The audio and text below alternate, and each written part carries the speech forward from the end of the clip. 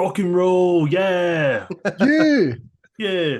I'm Paul McCartney, and I approve of this message. Is that how we Is start is our is Paul the podcast now? very one that sent that in for us? I think it wasn't Paul, but again, he approved the message. Oh, You approve Uh, it. okay. it was. I mean, I guess Paul's been gone for a while. That was Billy Right. Shears on the That was guitar. Billy Shears. Yeah, I'm glad that we're talking about this because this is something that I'm very passionate about. yeah, Yeah, me me too. too. Paul is dead. Everyone. Paul is dead, Paul died McCartney in died? whatever year. Yeah, Oh have you yeah, not heard of this? in like the 80s. No way. Are you kidding me? Paul McCartney is dead? He's been dead for a long time, my Not the friend. 80s, even before that. No, it would have been the '60s. It was my Yeah. number one Oof. dream to meet him. And Yeah, now well, you've ruined that for me. you can meet Well, Billy Shears, I don't who has even been know Paul who that McCartney for is. basically longer he's than his Paul McCartney double. was. I don't You know, care we'll talk about about him. this on our after show, Yeah. which we definitely have. Yeah. Um, but for now, welcome back to Man Cave Movie Night. My name is Hello. Jared. I'm Niall. I'm Lucas. Oh, dang it. I said I'm. Dang Oh, it. you That's a idiot. shame. You That'd be a you fun I little. ruined stupid dumb my. I'm idiot. Jared. I'm Niall. And then just Lucas. Lucas. That would be That very would be fun. cool. Well, we've been talking a lot about where the direction of the podcast is going, and so hopefully in the next couple weeks, huge announcements will be made. But for today, Ooh. we're just going to talk about a show that we all love, and Yeah. Jared just finished because it finally came out on Netflix, Yeah. and that is Better Call Saul. The Heyo. I guess I don't know how anticipated it was, but the prequel to Breaking Bad by the same creators and the same team. Yeah, it's finally out and available to watch as of a year or so ago, but for Jared to watch very recently. So Well, that's not just the case for you, though. I know a lot of people who haven't watched the final season because it's not been available to stream. So I'm Yeah. sure a lot of people have been like in a similar boat as you know. Hopefully, this episode is a little bit more relevant about it. Yeah. Finally. Yeah, finally, because we've all finished it. But yeah, I loved this show basically from the start. I know there are some people who like it more than Breaking Bad. Is totally understandable. I love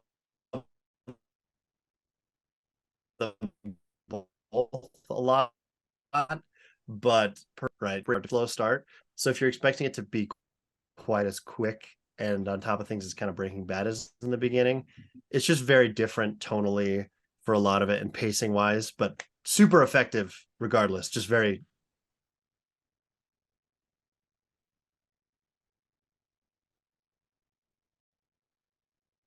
you know,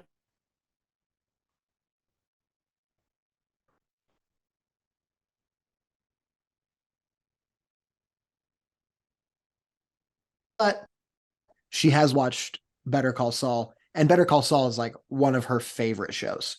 nice. So, like, of course, it's I'm sure it's better, and you'll understand a lot of things better if you watch Breaking Bad Yeah. first. But it's like my sister as a personal testimony to this, it stands totally on its own as well. I personally think maybe in like the last couple of episodes less so. Yeah, because then it really starts But tying in. right, but overall, um, the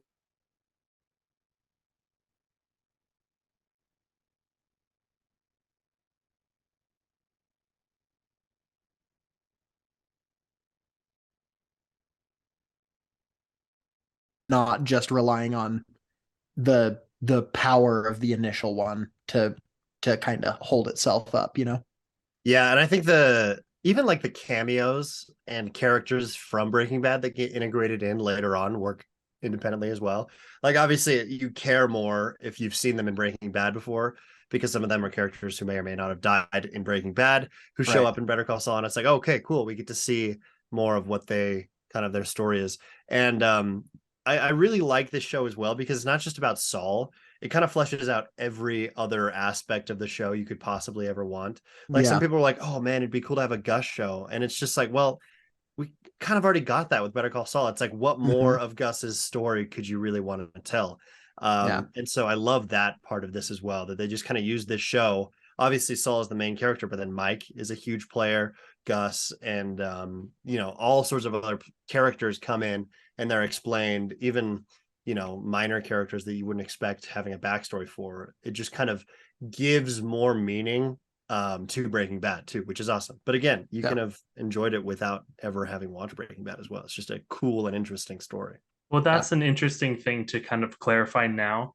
They are, connected shows, but you can watch them separately. So do we want to try to steer clear of Breaking Bad spoilers, or is that just kind of like I feel like out of our most hands? people who have seen this have seen Breaking Bad. There's not a ton of people that I know. I mean, Niall obviously said his sister, Yeah, I Right. know a couple as well who haven't seen Breaking who Bad. haven't seen Breaking Bad. So See, so this is the other thing with spoilers for Breaking Bad. If you've watched all of Better Call Saul, it pretty much spoils everything that happens because the last couple episodes in Yeah. particular A lot of talk the about big plot points, at a least. lot of the big plot points, like during the court stuff. It's like all that Yeah. stuff comes out, and that's it's like, true, okay, but well, it's hard specifics of to, again who dies, who doesn't die, yeah, Right. it's kind of left vague. with some of the minor characters. I think let's Well, let's even major. try to avoid it, but honestly, I think Apologies some up stuff is front. just gonna Yeah, I apologies would up front. say definitely spoilers for all of Better Call Saul from here on out.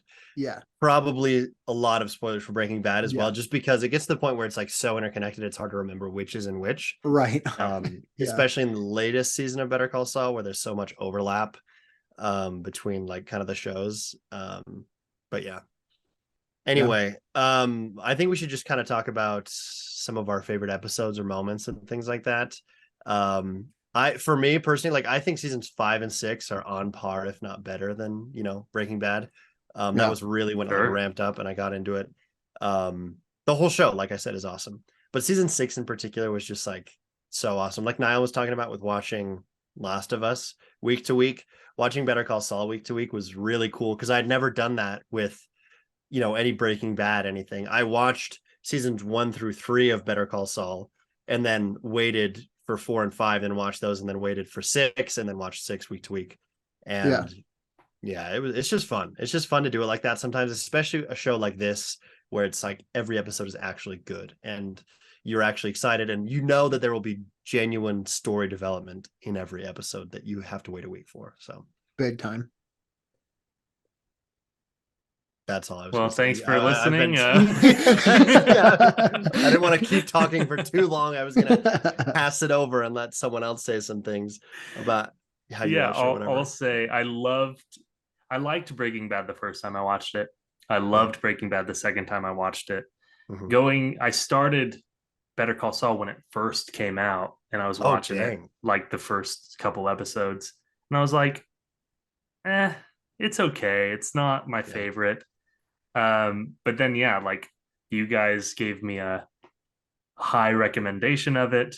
Other people had just started saying, no, it's its own story, but it's very, very good as well. And so I was like, maybe I will give it a second chance. And I did, and I absolutely loved it as much as I loved Breaking Bad the second time around. Something about the characters of Jimmy McGill, his relationship with his brother, his like predisposition to con, everything like that, Mhm. and just watching the characters work and how he influences other people, not always for the best. Yeah. It's Oh, just yeah. it was a fantastic story about a character that was really interesting and had a lot of depth. And so the icing on the cake is that it is in the Breaking Bad world, but like Mhm. you were saying, it doesn't need to be, right? Yeah. If you took out, like, if you hadn't watched Breaking Bad and these other characters that came in, like Gus, and Mike Ehrmantraut, Yeah. right? You don't need to have watched that to now be really invested in these characters because they're great characters Mhm. and they're put into Right. really stressful sometimes situations, and you really get to watch them in their element. And so it was a blast.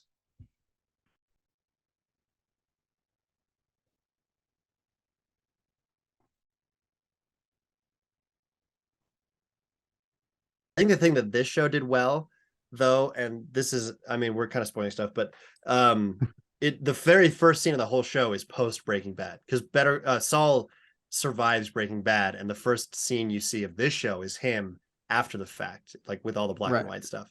And so then it kind of gives you the intrigue of like, oh, this show is also going to eventually tell us what happens to Saul longer term as well, which I think was a great idea. Because the other thing that I think this show did really well is, you know, where Saul ends up in terms of like, he's the seedy lawyer and he turns it from Jimmy McGill into Saul Goodman. And just telling that arc of how he got from point A to point B was just so well done. And you like, that's the thing with a prequel, you know where they end up, but this did such a good job of keeping you genuinely interested in seeing how he got from this guy to the other guy, and literally different name, different persona entirely. And I think it was just so effective in that. Yeah. And I thought another thing that was interesting is that and correct me if I'm wrong, but the story of Breaking Bad takes place over a relatively short amount of time. It's like over 1 year, basically. Yeah. The first 4 seasons is 1 year. And then season 5 time jumps 1 more year. Right. And then, yeah. So but like for the most part, it's very contained. Yeah. Whereas Better Call Saul starts off with the promise that this will be going from at least when is it? I think it's 7 years like 2000. Yeah, but it's like 2004 or 5 or something like that in season 1. And then, but I think it's like also 2001, because I think Breaking Bad takes place. Or Breaking Bad takes place like 2008. Okay, yeah. So it's like 2000, early 2000s. Yeah. So but it also starts off showing that post Breaking Bad stuff. Mm-hmm. So there's this promise that, okay, this show is going to cover a lot of Jimmy's life. Yeah. And when you think of that, like with Breaking Bad is, while a very important chapter in Jimmy's life, just one chapter. And there's so much more to be told about him leading up to that, and then what happened afterward. And I just think that is such a cool approach, to not have it just say like, all right, and this is a Breaking Bad prequel about Saul Goodman. One of the characters. It's the whole story of another character. And I think that is excellent. Well, you know, it also sets the scene that you now see, oh, here's the industry that Walter is going to get into eventually. Mm-hmm. And so these are the key players. This is what's happened so far. This is why, like, Hector is the way that he is when you meet him. And, you know, this is who Tuco is. Exactly. Or how Jimmy knows these different people and kind of helps. Like when he calls Mike Ehrmantraut to help with Jane or something like that. Yeah. Like that, it makes sense now. Like that's right. Yeah, he's got a pretty intimate relationship with this guy. Yeah. I love as well how, just as an aside, Better Call Saul and Breaking Bad are just totally unapologetic with like flashbacks, just not de-aging the characters at all. They just use the same actors. It's like, oh, the hair is slightly different. Because there's like a couple where it like cuts back super far with Saul, and he's like, yeah, I'm 20 years younger, but I look exactly the same. And Mike is supposed to be way younger, but he looks way older. And stuff like that. It's just but because it just works. Like it's just for me, it is basically to me, that feels like the makers of the show saying, listen, we're not going to waste time doing all of this other stuff to make it visually like, oh yeah, definitely this is a prequel. And this is so, like they messed with Jimmy's hairline a bunch, and that's all I needed. I'm like, all right, exactly. Great. Like that's good enough. And it feels like the filmmakers trust their audience to just say, yeah, we get it. We don't need you to hold our hands through everything. Just tell the story in the way that you can best put the story onto the screen, and we'll take care of the rest, you know? And I love it when creators trust their audience enough to kind of fill in some blanks, you know, and not taking Robert De Niro and being like, look, he's 20 now. Yeah. Look at how his face Irishman looks 20, but his body is still like a 90-year-old person. It just like, at a certain point, it's like, no, just trust your audience. Just you know? like, yeah. Mhm. Well, the thing, I mean, I'm not going to get Well, into the yeah, that's an Irishman. Yeah, Irishman that's a thing. totally other thing. We'll talk Yeah. about that in our after show. Yeah. But I think that this show is such a simultaneous change of pace from Breaking Bad and also the exact same feeling as Breaking Bad. And how both of those things were accomplished together from the very first episode. I remember just thinking like, wow, this just looks like Breaking Bad. You can tell it's shot by the same people. The whole, like, all of the shot design is just amazing. Mm-hmm. It's And edited then, by the same people as well. oh really? I think helps a I didn't ton. realize It's that. always That like makes those sense. cold open scenes that are just shots of Yeah, like of a just lizard or yeah. you know, just broken glass in the dirt. And then you Or get to a car crash with Yeah. bullet holes and everything. Yeah, and you're like, yeah. oh, that's what's Cool, important. yeah. I Or get it. my favorite cold open from the whole thing is where it just opens on this guy we've never seen before. And it goes through his whole morning, him talking to his wife and getting in the car and leaving, and then like getting to work and realizing that he doesn't have his key card and can't get into work. And then you find out, I think either in the cold open or just later in the episode, that Mike stole his key card so that he could get into the place, this like office basically, and go Mhm. through the warehouse and start kind of like doing recon on how this business is run, you know? Yeah. And it's just like the idea that they don't just say, all right, Mike got this card. They do it in a very cool artistic way that also shows like, no, this stuff is having an impact outside of the story as well. Like this, the stuff that they're doing, even the little stuff, is like bad and ruining people's days, you know? And that's what I always loved about Breaking Bad, and I love it about Better Call Saul too, is that they do a great job of keeping the story contained within itself, but also just every now and then giving you glimpses on the effect that these people are having on other people's lives as well. And it's like almost like a lesson, you know, Yeah. for society of just like, hey, if you're like acting in a self-serving way and you're not being a good person, that doesn't just affect people that are really close to you. It affects society. Yeah, it's just like, yeah, general people going through their lives. Yeah, I love that. And it's always like, you know, crime is such a huge part of Breaking Bad and Better Call Saul, and it's never like justified or glorified. I mean, certainly Mhm. elements of it, because it's like, oh yeah, they're super rich and they can do these things, but it also shows how much their lives suck. Like, yeah, sure, Yeah. they have money and they take advantage of people, but versus like other crime dramas, maybe where it's like, hey, they do all this crime and look how cool and fun it is. With this, it's just like, yeah, everyone they loved abandoned them. Yeah, sure, they like Saul has this cool big house, but like he's just emotionally void and he's just paying hookers and just has no like real satisfaction in his life comparatively to when we started off. I just wanted to talk about, so season 5 to season 6 was like a 2-year gap, I think, like 2.5 years. It was something like that. Yeah. It was pretty big. Jeez. And so during that time, because season 5 is just so good, I love season 5 so much, and it ends in a way where it's like, okay, season 6 is the last one. What the heck is going to happen? Yeah. Because it's when Lalo survives the attack on his estate in Mexico. Yeah. And it's just like, man, oh man, just so awesome, bone-chilling ending. And like, can nothing kill this guy? Yeah. You know? Exactly. And so going into season 6, there was a lot of things that me and my friends were kind of talking about where it was like, how are they going to wrap this up?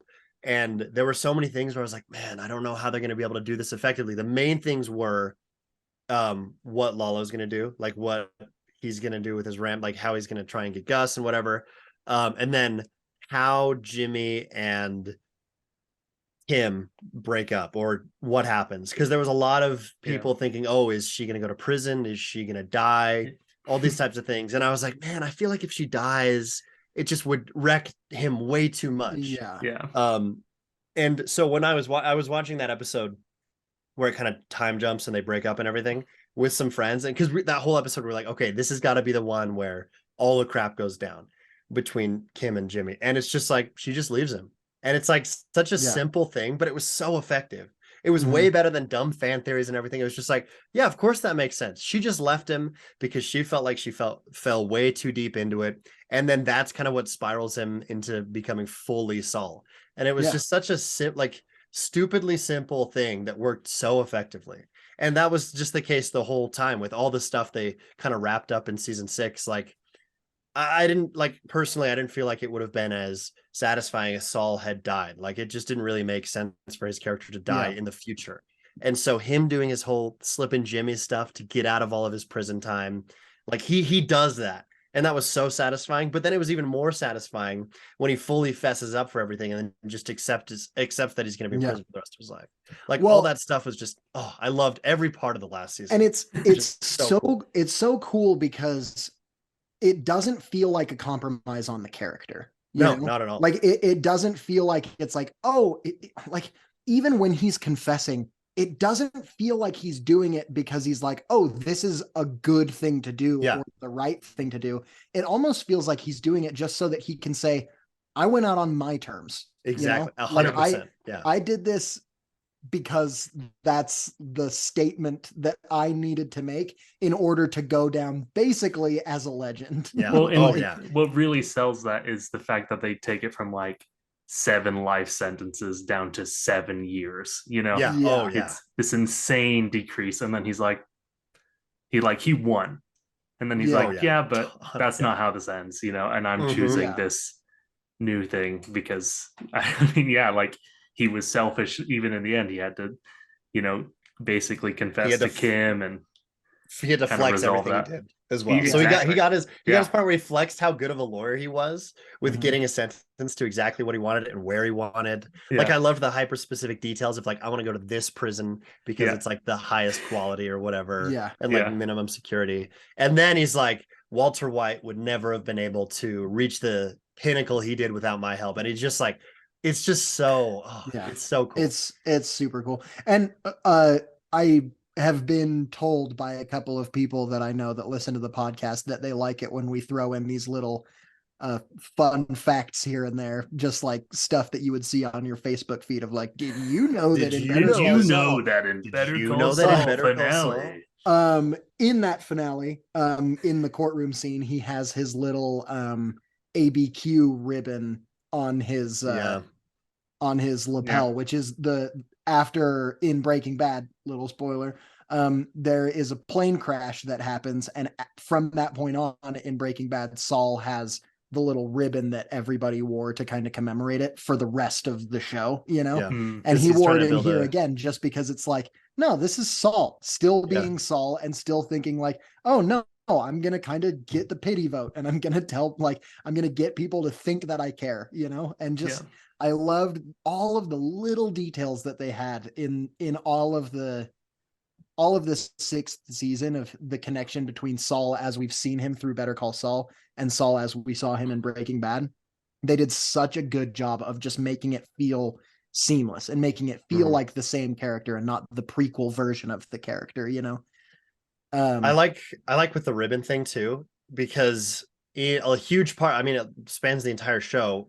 It becomes a minor plot point in the later seasons, but his class action lawsuit against the nursing home Sandpiper. Sandpiper, yeah. Yeah. And so that's like a huge thing for his character's progression as a lawyer and becoming a little bit more slippin' and seedy. But he's like, genuinely trying to help these old people, but also his Yeah. own interests are at the Yeah. top of it.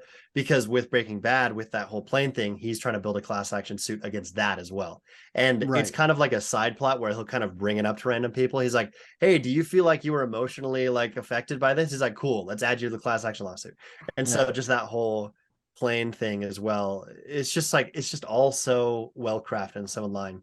I think a couple of the other elements from the last season we should talk about as well are Nacho's death and then freaking Hamlin. Howard Yeah. Hamlin's death, and then Dude. Lalo's death subsequently as well. Oh. Both of them, especially Nacho, I saw that death coming, Yeah. Yeah. but yeah, I you can did tell not that's like think it was going to happen the way that it did. no. You know, I remember because that was It's like the third episode. It's pretty early in the season. yeah, It it is was the early. third episode, and I remembered watching it, and the drummer for the Painted Roses was watching it week to week with me. His name's Mhm. Shane, and I remembered watching that and sitting basically like jaw on the floor until you know, like for about 3 straight minutes, Mhm. and then texting him and saying, "Hey, did you see the newest episode yet?" And he said yes, and then immediately I was getting a phone call from him, and we just talked about it.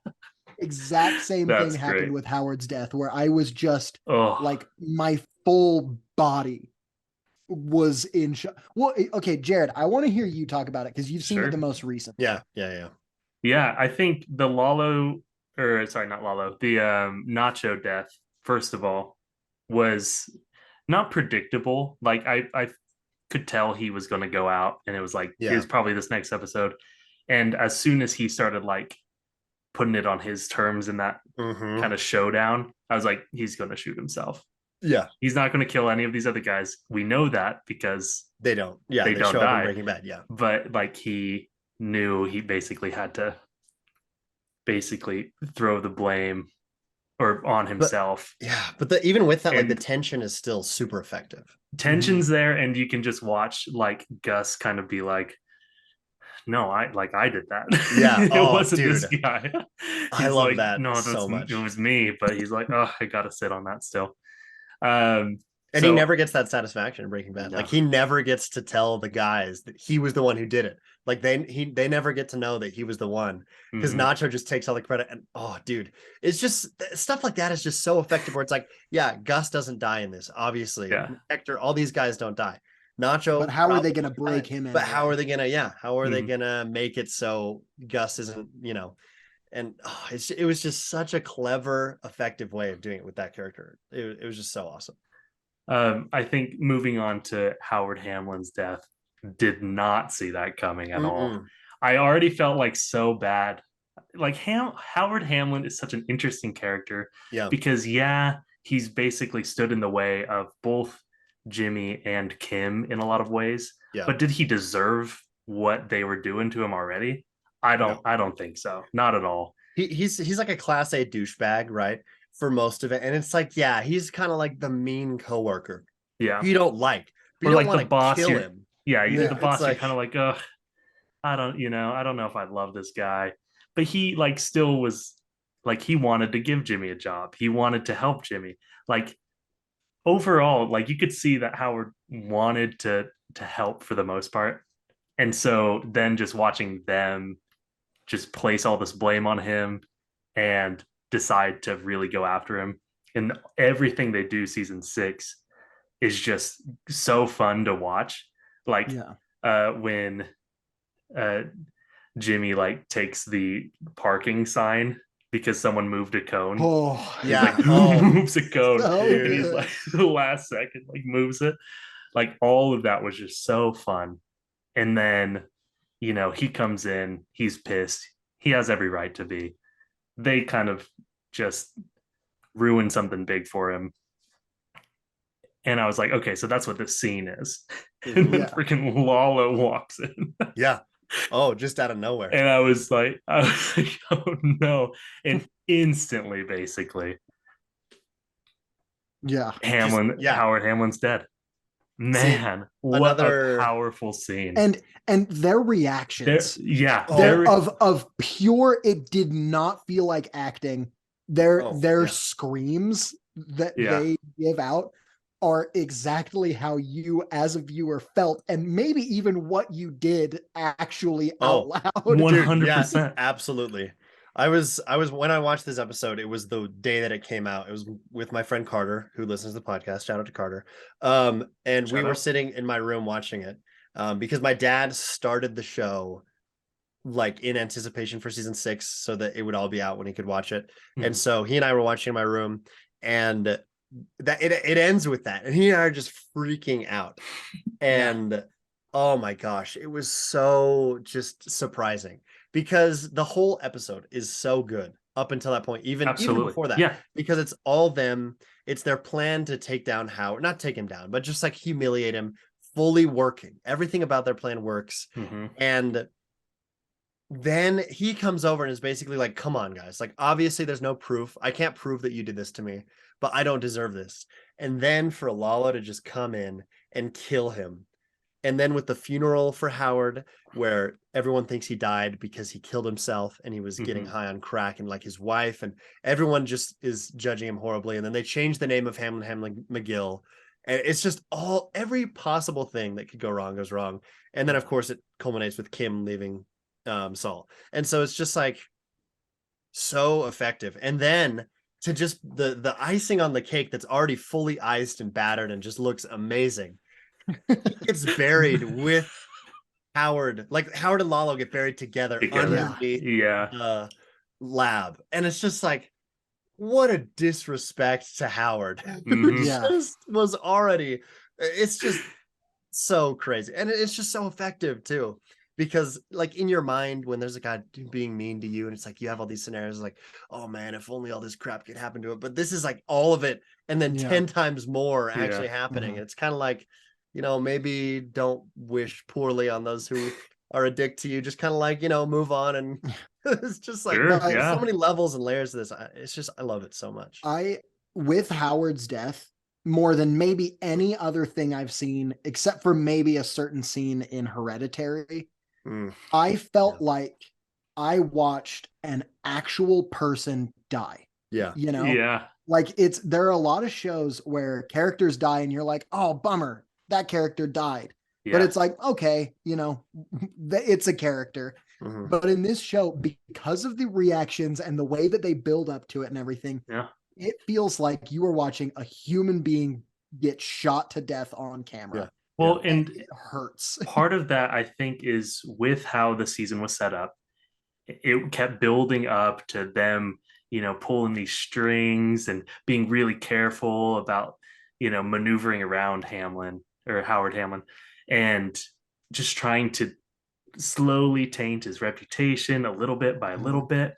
And then he comes in and he's full of emotion, and like there's so much energy and everything there.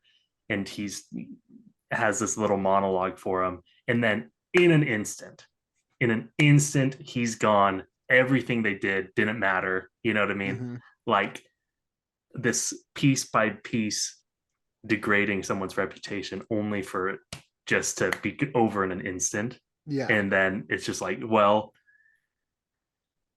what do we do now? Like, I think that was probably like the standout moment in the entire show.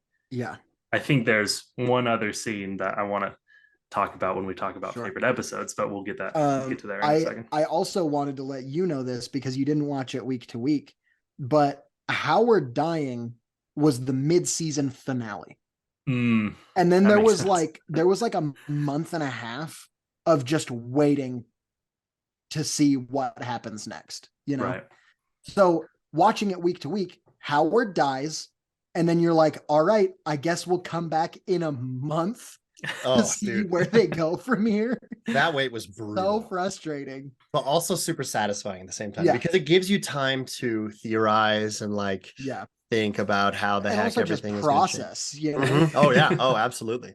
The funny thing was that director on Twitter, the director of that episode, Thomas Schnauz, tweeted like, hey, it wasn't originally planned for there to be a gap between part 1 and part 2 of the season because of COVID just made production, COVID. And then also they still needed to edit the second heart attack. Yeah. It's just like a ton of crap went down. And so they weren't done with the second half. And so he's like, don't expect any huge, mid season thing, of course, to throw people off. And then it's got this, it was so funny to see that, because awesome. I the Better Call Saul subreddit or whatever, I saw that stuff. Okay. Because the other thing, one last thing, in season 5 of Breaking Bad, there was a mid-season gap that lasted a year though, and it was the episode where, spoilers for Breaking Bad, it was the episode where Hank found out that Walt was Heisenberg. Oh, right. It ends with that, and then there's a year gap between the second half of season 5. Oh, I'm so glad I watched it all together. I remember I watched the first episode of Breaking Bad the week that the finale aired, because my dad was talking about it so much that I was like, all right, you know what? I'm gonna I'm gonna be a rebellious kid and I'm gonna watch this even though my parents don't know that I'm watching it, Yeah. even though we're all on the same Netflix, they're gonna know. Yeah, But I remember my dad telling me that the episode towards the end of Breaking Bad that ends with the shootout where they're like shooting and yeah. Hank is like hiding behind the car and then the episode just ends Yeah. in like mid shootout. My dad said that he was like physically angry about the fact that he had to wait a week to see what happened. And I Oh was yeah. like, totally. Well, I watched like the last season basically in like 2 sittings. Just And because I was like, what am I gonna do? I think yeah. I wish I could go back and not finish that shootout and just Yeah. imagine just say like, everything oh yeah, goes Yeah. it's well, great. Because the It's very all uphill beginning from here.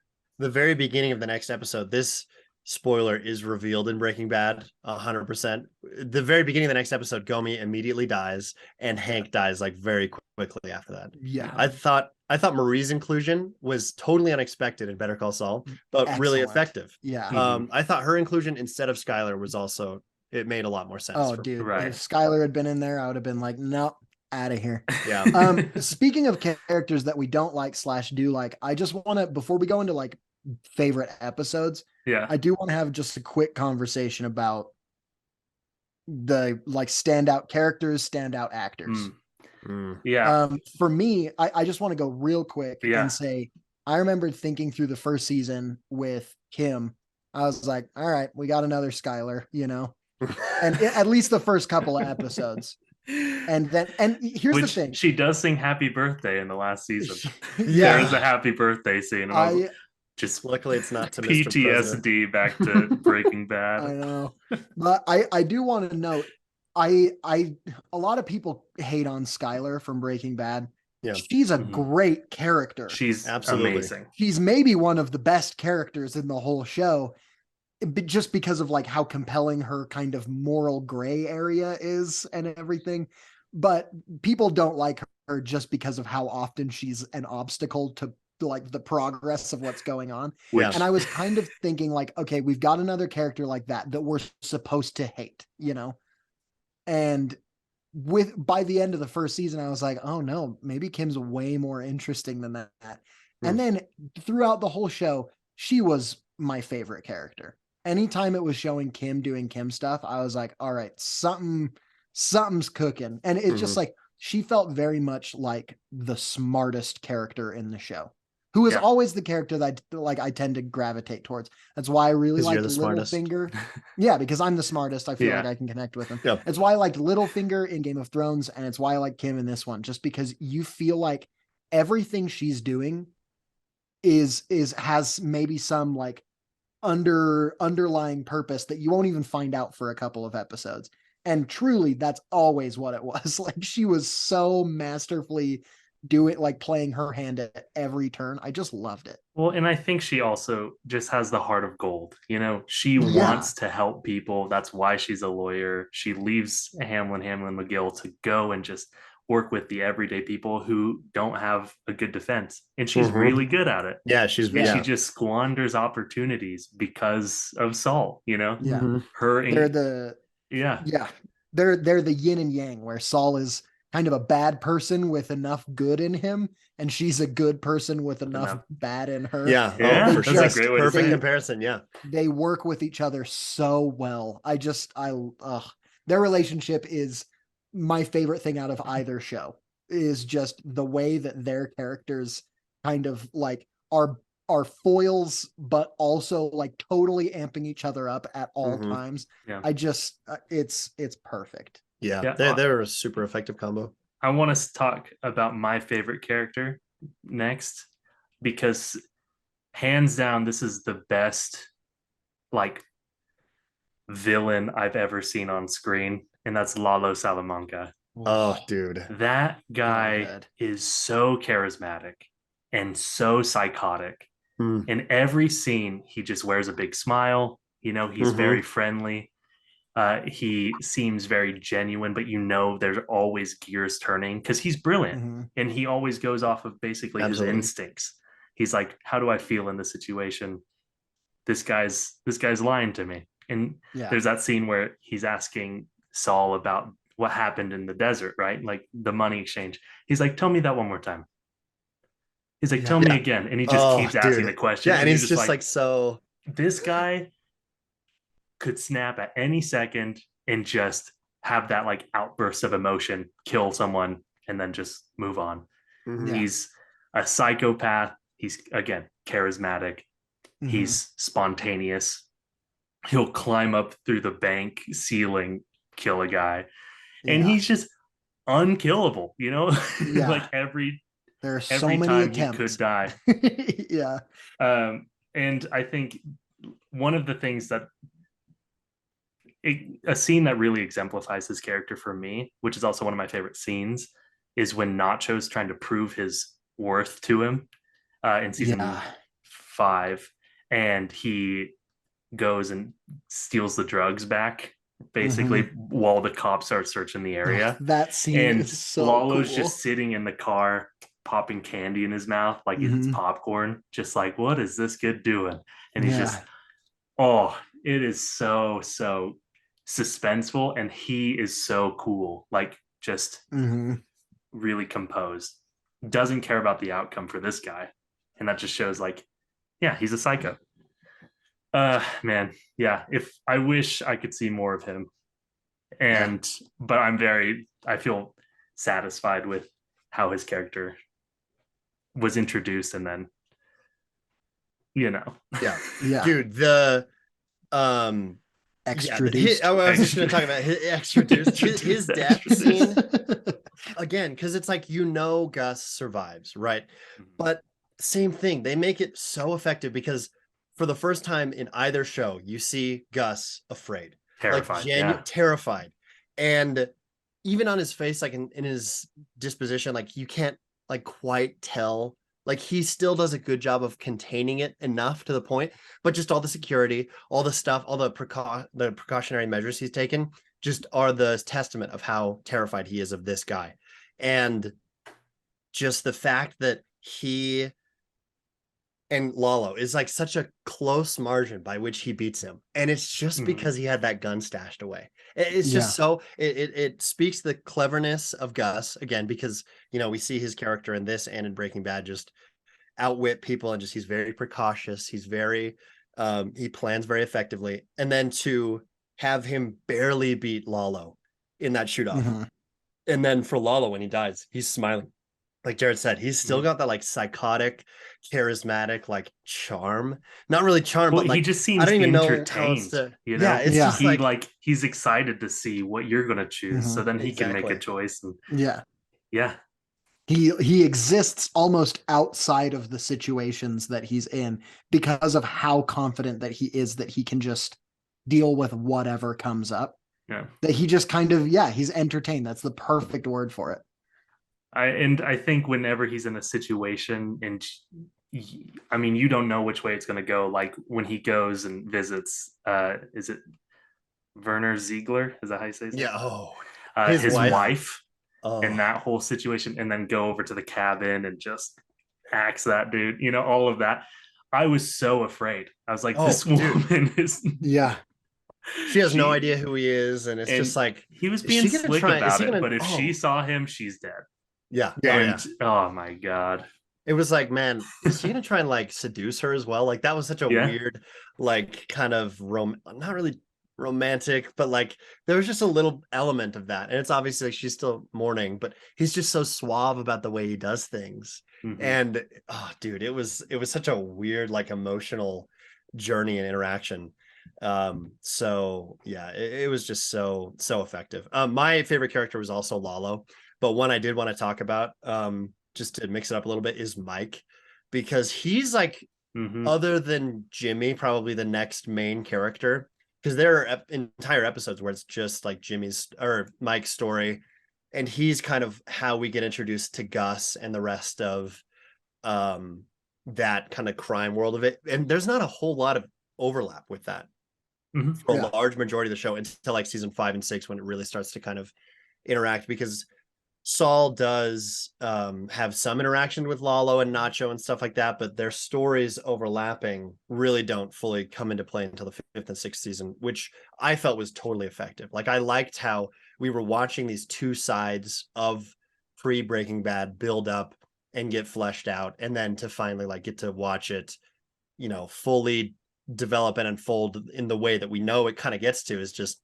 so satisfying. And so Mike's story, kind of understanding how, because we know his son was a cop and died, and just his relationship with his daughter-in-law and his granddaughter, and how much he cares about them, and also just kind of his moral gray area as well, and just how effective an employee he is, because he really doesn't want to kill Werner. Like, he has befriended him, and he just knows it has to happen, and he just does it though, because he's not like Walt or Jesse or even Nacho in some cases, where it's like he'll defy the authority. He's just like so traditional, so by the book, where he's like, even when it's something I don't want to do at all, I'll still do it because I know that that's just like his morality. I don't even know morality, but it's like his own personal code of honor or ethics. He's like the opposite of Lalo in that regard, right? Lalo just goes on like a whim, he'll do something, right? And he's unpredictable, while Mike is very predictable in how he will operate. He's consistent. He's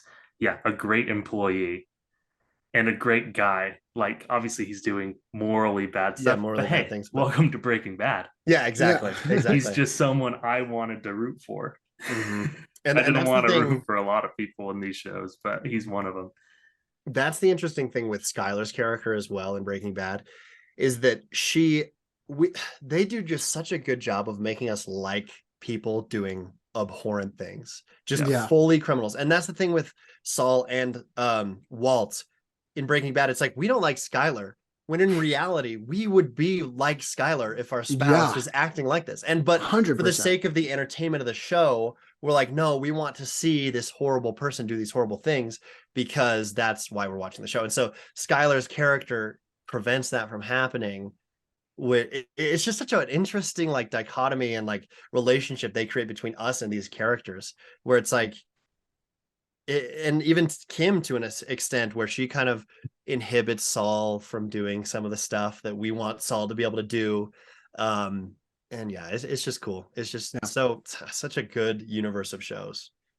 Also, just extra quick shout out to Nacho, where it almost felt like, as a character going out of Breaking Bad, they were like, okay, well, we have to have another young character with an absolute heart of gold who is just pulled into this circumstantially. Absolutely. And so they had Nacho. Like, he's like the Jesse. He's very much the Jesse of this show, but not in even a way where you're just like, oh, they're trying to do the Jesse thing again. Like, you could definitely draw some parallels, but he feels like just such a valuable character to the plot of the show. He is Saul's introduction into this world of the more, crime lawyer type, criminal lawyer type things. And then well, and I'll say, like, he acts his heart out, like, he's put so through good. Every single emotion, every like he looks heartbroken half the time, he looks anxious half the time, he looks angry half the time, you know what I mean? And I said half the time on purpose, because he's doubling up on these emotions all the time. He's working overtime. He just wanted to throw that out there real quick. Absolutely. For sure. And then Saul, obviously. Saul, just great. Kind of a boring answer. Like, honestly, there's not any characters that I can think of where it's just like, oh yeah, I wasn't super into them. All the characters they did are really, like, new or old, they did a great job of introducing and fleshing out. And so another thing, if you're not aware, in Breaking Bad, when Walt and Jesse meet Saul for the first time, they take him out of the desert, put a bag over his head where they're wearing the masks. Saul says a line where he mentions Nacho and Lalo. And that single line is where those characters were developed from, because he says something about like, oh, I thought I said something to Nacho, and ultimately it kind of creates a little bit of a continuity. It wasn't me, it was Lalo. I didn't kill Ignacio, things like that. Exactly. Just like all of that like they took this one line and developed a 6-season show. From two characters. Yeah, exactly. And those two characters are present Yeah. pretty much the whole time. I think Lalo was introduced slightly later. Like season 4 or something. Yeah, He's pretty but late addition, but he's but super effective. powerhouse. And even Yeah. even just like Gus, seeing Gus and his relationship with Hector, because Gus by no means is a morally good character, but he's better slightly than like Hector and Lalo. And so You seeing feel triumphant when Gus wins, and then you're like, no, but Gus is like the devil. So yeah, it's like, and with Gus not killing Hector and seeing how bad of a relationship Hector and Gus had, and then knowing Hector is the one who ends up killing Gus, even though Hector kills himself, like Hector ends up with the upper hand, like that just kind of, it just hurts, because you don't want Hector to have the upper hand because of how much he screwed over Gus. But at the same time, it's like in Breaking Bad, you wanted Gus to die. And just, yeah, they do such a good job of creating all these relationships that awesome. are just Absolutely. so effective.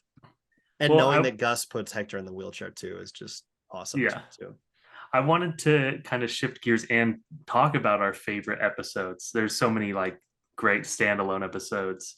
Well, I guess not standalone, but you know what I mean, like Yeah. ones you can pick out from all of the rest. What are your favorites? If not episodes specifically, what's your favorite moments?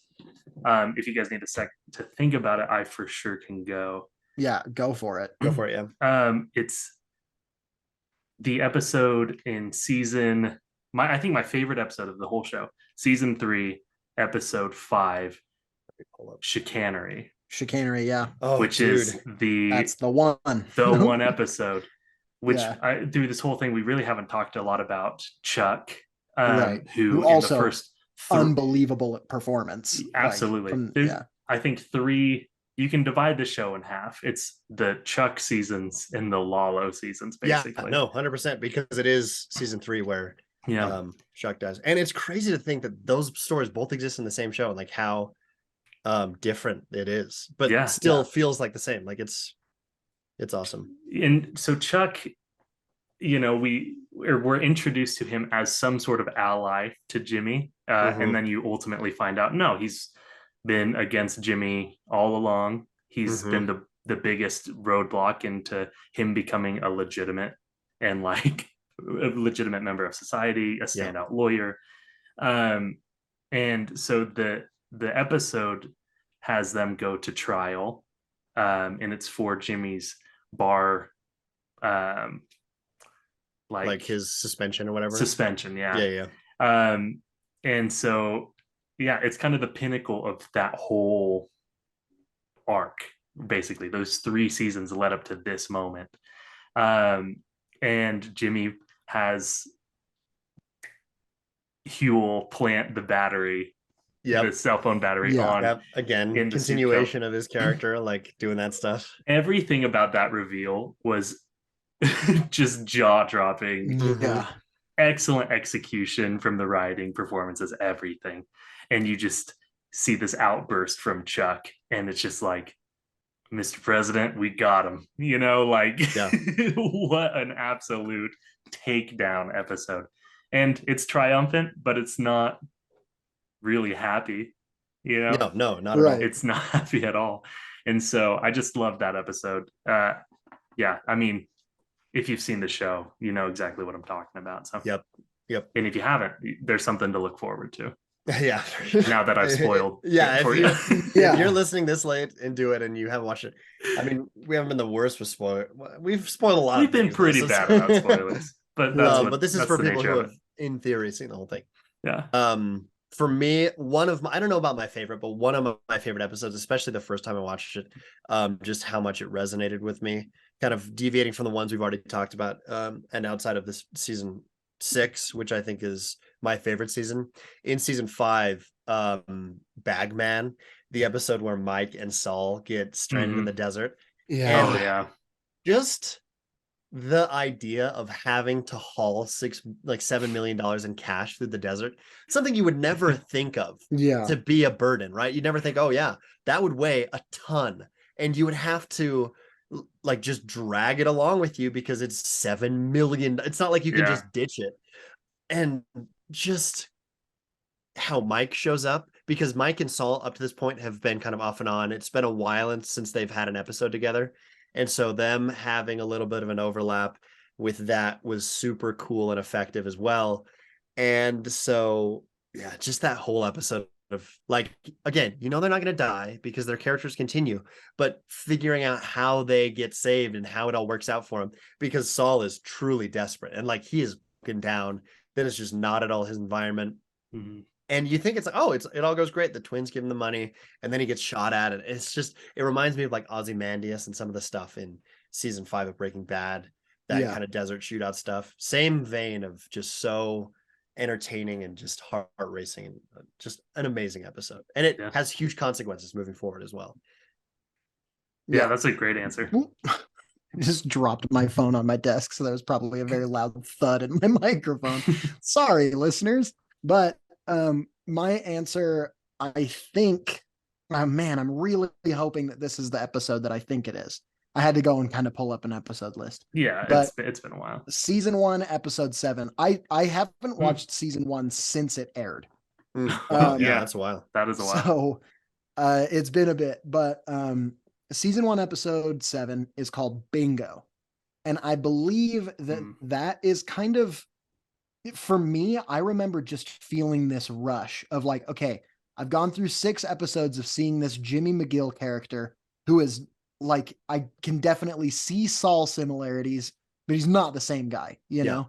Yep. And Bingo is the first time that this show, in my opinion, really gives us Saul and Mike. It's the one where Mike has to go into the Kettleman's house and steal the money. And so he's got this whole heist that he does. And then great. You also see Saul in like his kind of pompous white suit at the retirement community, whatever it's called, place. Yeah.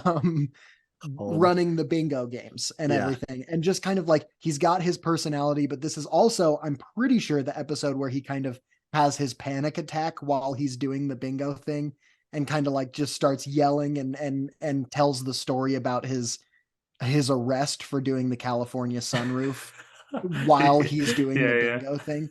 And it's just like, that's the first episode where I really felt like, oh, there is just chaos ahead. Like this show is just going to get crazier and crazier as it continues.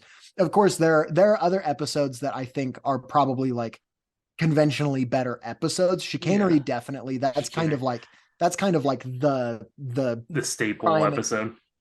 But that one, and then so many plan and execution. Yeah. It's just like, it's so, like I said, there's huge culminations. First 3 seasons, second 3 seasons, and and like midway through season 3, like you got Chicanery. Mid-season, mid-season in 6, you have plan and execution. So it's like they have these kind of keystone episodes, and there are a lot more. There are so many that are good. But I just remembered the way I felt as a viewer watching this episode in season 1, where I just kind of like reconfirmed, like, okay, this feels really different, but this is still the Breaking Bad people, and they are going to find ways to absolutely blow my mind going forward.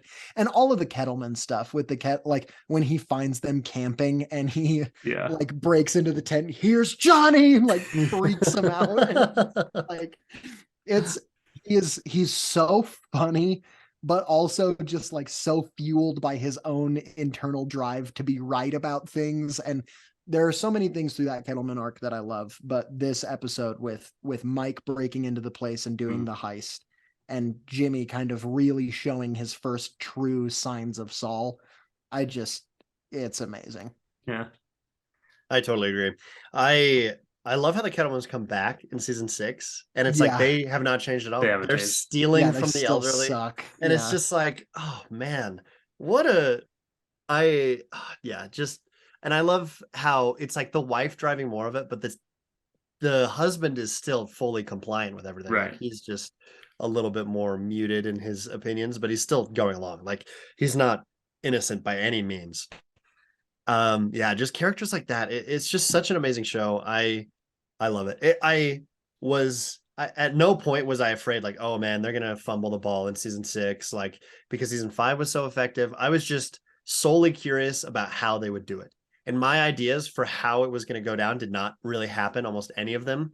But that is good, because a lot of times individual like viewers' ideas of the what we want is not the best one. And that is especially the case in these shows, because the writers are just so phenomenal and they just do such an incredible job of, bringing these characters together in a way that's super effective. And I think what Vince Gilligan, the creator of both of these shows, has said is like, they're not going to make another show because there's really not another story to tell in this universe. Like, I feel very content, like even with El Camino wrapping up Jesse's story, it's like there's really not anything more you could want out of any of these characters.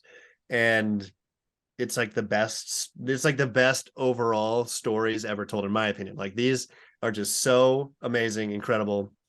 I just love it so much. Yeah. And so Yeah. that's all I got to say. Better Call Saul, 10 out of 10. In theory, it's like, oh, you could always want more, but I feel totally satisfied at the same time. There's nothing about me where I'm like, oh man, I would love more of this. It's just concluded in a very satisfying and incredible way.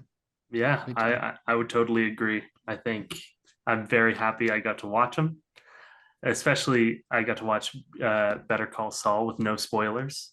Nice. Yeah, Same that's with Breaking nice. That's Bad the awesome. first time. Yeah, no Oh, spoilers really? either time. I So I had it was, spoiled. yeah, I was very fortunate in those. And I'm excited to rewatch Better Call Saul already, because I know when I rewatched Breaking Bad, like I said, I liked it more, and I think that'll be the case here as well. So I guess, yeah, that's my closing. Niall, anything? Niall, do you have anything else you want to say? Nah. Okay, buddy, chicanery. If you guys, if any of you listeners use Reddit at all, there's a subreddit called Okay Buddy Chicanery. And it's just like a bunch of weird Breaking Bad, Better Call Saul memes, where it'll have like a picture of Lalo or Nacho. He's like, why did Nacho lie about all of these things right before he killed himself? Is he stupid? It's just like stuff like that. That's just like so hilariously That's like great. misunderstanding the show, just as kind of, especially funny because there were so many dumb theories people were putting out up until the end of the show, and it's just kind of mocking that side of the fan base, which is always fun to see. Yeah. The last thing I actually do want to say, because we kind of skimmed over it, let's just lastly throw some praises at Bob Odenkirk. And like, this was his show, and I love both of these shows because the protagonists they're both comedians, right? Yeah. Bryan Cranston, Bob Odenkirk, both comedians who just crush it in a dramatic role.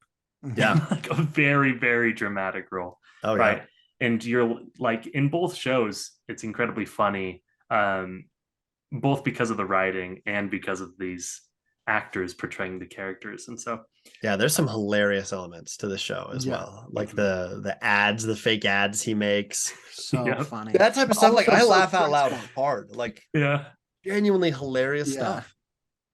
So, man, making this has made me want to rewatch it, especially those first 3 seasons, which I saw just so long ago at this point. Yeah. So 2 or 3 years ago, I watched this show, all of it that had existed at that point, which was, I think, was seasons 1 through 4 or 5, with my roommate Carter as well. Again, shout out to Carter, as well as Breaking Bad. And so that was the last time I rewatched them.